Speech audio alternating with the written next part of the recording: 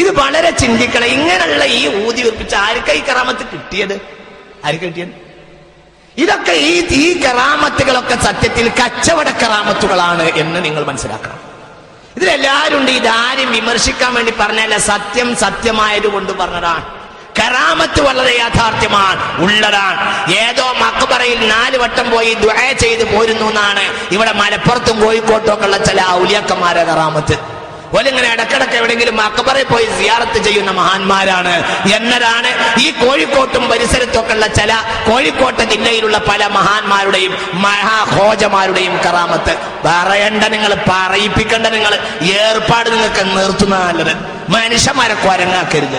ഈ പരിപാടിയൊക്കെ നിർത്തണം. മനുഷ്യന്മാർക്ക് എനിക്ക് കഴിയാത്ത കാര്യം കഴിയൂല എന്ന് പറയണം. എന്തിനായി മനുഷ്യരെ കൊരങ്ങൽപ്പിക്കേണ്ട ആവശ്യം? ഇൽമില്ലാത്ത ആളുകൾ, അക്ഷരജ്ഞാനമില്ലാത്ത ആളുകൾ, ഒരു ഏർപ്പാടില്ലാത്ത ആളുകളുണ്ട് ഔലിയപ്പാപ്പാവുക. പിറ്റേന്നോന് പുറുപുറു 4 ദിവസം അവിടെ അജ്മീർ പോവുക. 5ാമത്തെ ദിവസം താടിയും വെച്ചിട്ട് പുറുപുറു നിറഞ്ഞു വരിക. അതിന് അലിപ്പറിയോ വാ അറിയോ ഒന്നും അറിയില്ല. ഈ ജാതി കുറച്ച് കച്ചവട ഔലിയാക്കന്മാർ ഇറങ്ങിയിട്ടുണ്ട്. ഇതൊക്കെ കണ്ടു കെട്ടേണ്ടതാ. ഇത് തമാശയല്ല പറഞ്ഞത്. ഏത് ഔലിയാണിവൻ? എവിടുത്തെ ഔലിയാണിവൻ? ഇതൊക്കെ ആലിമീങ്ങൾ നല്ല പോലെ ശക്തമായി പറയണം. ആരിതിൽ പേടിക്കേണ്ട ആവശ്യമില്ല. ഇവരെ കയ്യിൽ ഔലിയില്ല, ശർക്കരയില്ല, ഒന്നുമില്ല. ഇവർ ഔലിയല്ല, ഇവർ ശർക്കര പാപ്പയല്ല, ഇവർ ഔലിയ പാപ്പയല്ല, ഇവരൊരു പാപ്പയല്ല. ഇവരോരെ വീട്ടിലെ പാപ്പയാണ്. അവർക്ക് ഇങ്ങനെ വലിയ വലിയ വീട് കയറ്റണം, ലക്ഷക്കണക്കായ ബിസിനസ്സുകൾ നടത്തണം, ഉള്ള വീട് കുത്തിപ്പൊളിച്ചിട്ട് വീട് കയറ്റണം. ഒരു പെണ്ണ് മടിയാതെ വരുമ്പോ അടുത്ത പെണ്ണിനെ കല്യാണം കഴിക്കണം. നാട്ടിലെ കമ്പനിയിൽ മുഴുവനും അവർക്ക് അക്കൗണ്ട് തുടങ്ങണം. ഇതിനുള്ള ഏർപ്പാടാ. എന്നിട്ട് ഇതൊക്കെ വരവ് ചെയ്യാണ്. എല്ലാം വരവ് ചെയ്യുന്നത് സുന്നത്തി ജമാഅത്തിന്റെ അക്കൗണ്ടിലേക്കാണ്. കണ്ടോ, സുന്നത്തി ജമാഅത്തിന്റെ അക്കൗണ്ടിലേക്ക് ഇതൊക്കെ വരവീണെന്ന് എല്ലാ തോന്നിയാസവും ഇവിടെ അമ്പലക്കടവ് പൈസയും പറഞ്ഞെന്താ? ഈ കേരളത്തിൽ നിലനിന്ന ആചാരങ്ങളൊക്കെ ഇസ്ലാമികാണ്, സഹാബത്ത് പഠിപ്പിച്ചാണ്, ഇന്റർനെറ്റിൽ നിന്ന് കണ്ടെടുത്തല്ല, സഹാബികൾ വഴി വന്നതാണ്. അതുകൊണ്ട് തന്നെ ഇസ്ലാമികമായി നടമാടുന്ന മുഴുവൻ ആചാരങ്ങളും, കേരളത്തിൽ നടമാടുന്ന കാര്യങ്ങൾ, ആ കാര്യങ്ങളൊക്കെ സുന്നത്ത് ജമാഅത്തിന്റെ ആളുകൾ സ്വീകരിച്ചതൊക്കെ സഹാബത്തിൽ നിന്ന് കിട്ടിയതാണ് പറഞ്ഞത്. എന്നാ മൂപ്പര് പറയാ അത് മാത്രമല്ലല്ലോ ഇവിടെ ഉള്ളത്. ഇസ്ലാമിന്റെ പേരിൽ സുന്നത്ത് ജമാഅത്തിന്റെ പേര് പറഞ്ഞിട്ട് ആ കന്നാസ് ഊതിക്കൊടുത്തത്. കന്നാസ് പൊടി പിടിച്ച് കിടന്ന കന്നാസൊക്കെ തീർന്നുപോയി എന്ന് പറഞ്ഞത്. മൂപ്പര് കുറെ സ്ഥലപ്പേരൊക്കെ വന്നു. ഞാൻ പണ്ട് കിളിയും കണ്ടക്ടർ, പ്രൈവറ്റ് ബസിന്റെ കിളിയും കണ്ടക്ടറൊന്നും അല്ലാതെ ഇതുകൊണ്ട് എനിക്ക് അങ്ങനെ കൃത്യമായിട്ട് പറയാൻ പറ്റൂല.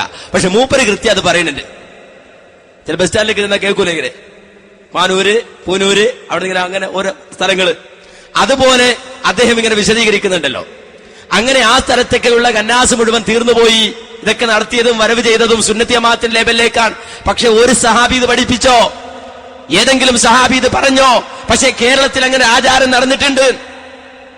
അത് ഇസ്ലാമിന്റെ പേരിൽ ചെലവാക്കിയിട്ടുണ്ട് എന്നാ പറഞ്ഞത്. കള്ളക്കറാമത്തുകൾ ഇവിടെ ചെലവാക്കിയിട്ടുണ്ട്. കാറ്റിന്റെ കറാമത്തുകൾ ഇവിടെ ഉണ്ടായിട്ടുണ്ട്. അപ്രകാരം തന്നെ എന്താ പിന്നെ പറഞ്ഞത്? അദ്ദേഹം വിശദീകരിക്കുകയാണ്. ഓരോ ആളുകളും ഔലിയായിട്ട് ഇങ്ങനെ വരിക. ഏതെങ്കിലും മക്ബറയിൽ പോയി 2 ദിവസം ചടഞ്ഞു കിടന്നിട്ട് പിറുപിറുത്തുകൊണ്ട് സമൂഹ മധ്യത്തിലേക്ക് ഇറങ്ങി വന്നിട്ട് ഞാൻ ഔലിയാന്ന് വാദിക്കുക.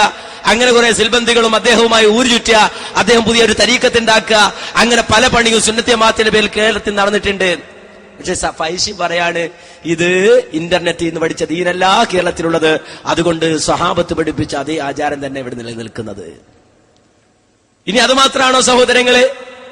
കേരള സമൂഹത്തിൽ നിലനിൽക്കുന്ന ആചാരങ്ങളൊക്കെ സ്വഹാബത്ത് പഠിപ്പിച്ചതാണോ? അത് ചരിത്രമാണെന്നാണല്ലോ പറഞ്ഞത്, വസ്തുതയാണെന്നാണല്ലോ പറഞ്ഞത്. എങ്കിൽ കണ്ടോളൂ, വേറൊരു ആചാരം കേരള സമൂഹത്തിൽ വളരെ സുലഭമായി ഒരു ഗ്രൂപ്പ് വ്യത്യാസവുമില്ലാതെ സമസ്തക്കാർ നടത്തിക്കൊണ്ടിരിക്കുന്ന മറ്റൊരാചാരം കണ്ടോളൂ. കാഞ്ഞിരമുറ്റം പള്ളിയിലെ കൊടികുത്തു നേർച്ച ആ മഹാനോടുള്ള ഭക്തിയും ആദരവും പ്രകടിപ്പിക്കുന്ന ഒരു ചടങ്ങാണ്. ഇവിടെ കൊടികുത്ത് ആരംഭിച്ചിട്ട് ഏതാണ്ട് 200 വർഷത്തെ പഴക്കമുള്ളതായി പഴമക്കാർ പറയുന്നു.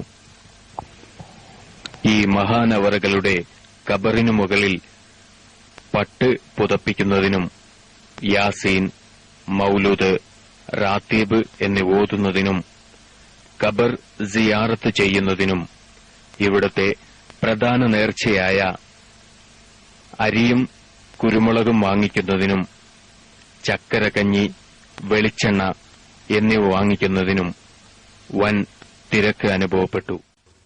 കണ്ടോ, ഇത് കേരളത്തിൽ അങ്ങോളം ഇങ്ങോളം നടന്നുകൊണ്ടിരിക്കുകയാണ്. ഏതെങ്കിലും സമസ്തക്കാർക്ക് വിരോധമുണ്ടോ?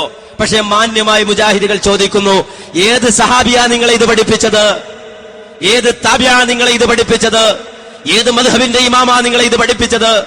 കേരള സമൂഹത്തിൽ ഈ ദീനുമായി കടന്നു വന്ന സഹാബികളിൽ ആരാണ്